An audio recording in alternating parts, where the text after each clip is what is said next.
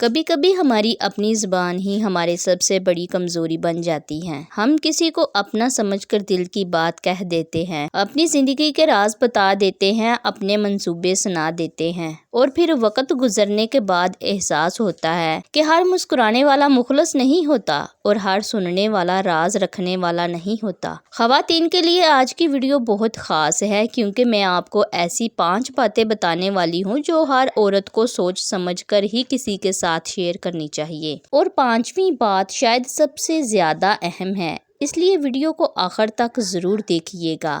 السلام علیکم ناظرین۔ نمبر 1، اپنے گھر کے اندرونی مسائل ہر کسی کو نہ بتائیں۔ شوہر سے اختلافات ہو، سسرال میں کوئی مسئلہ ہو، گھر میں مالی پریشانی ہو یا کوئی ذاتی تنازع، ہر بات دوستوں، رشتہ داروں یا جاننے والوں کے سامنے بیان کرنا ہمیشہ دانشمندی نہیں ہوتی۔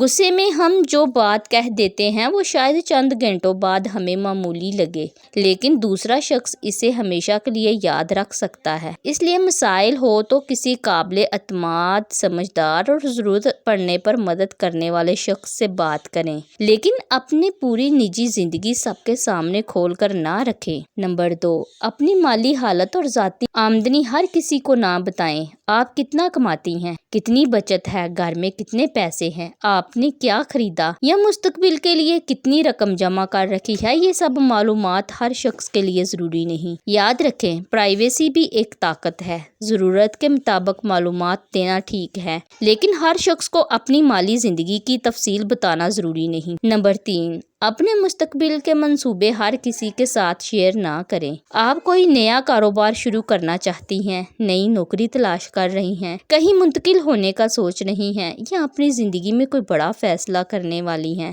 تو ہر منصوبہ مکمل ہونے سے پہلے سب کو بتانا ضروری نہیں، کیونکہ بعض اوقات لوگوں کی غیر ضروری رائے، تنقید یا مایوسی ہمیں اپنے ہی فیصلے پر شک کرنے لگتی ہے۔ اس لیے پہلے کام کریں پھر نتیجہ دکھائیں۔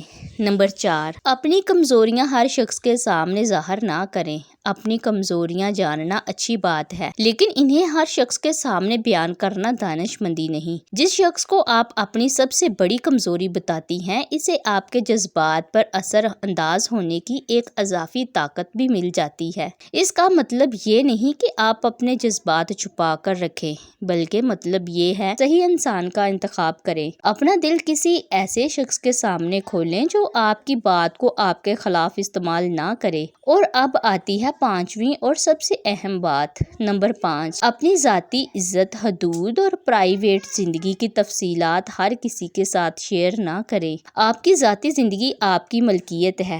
آپ کس کے ساتھ تعلق میں ہیں، آپ کے رشتے میں کیا مسائل ہیں، آپ کے ماضی میں کیا ہوا، آپ نے کون سی غلطیاں کیں، یا آپ اپنی نجی زندگی میں کیا فیصلے کر رہی ہیں، ان سب کے بارے میں ہر شخص کو جواب دینا آپ کی ذمہ داری نہیں۔ یاد رکھیں، خاموش رہنا کمزوری نہیں اور ہر سوال کا جواب دینا شرافت نہیں۔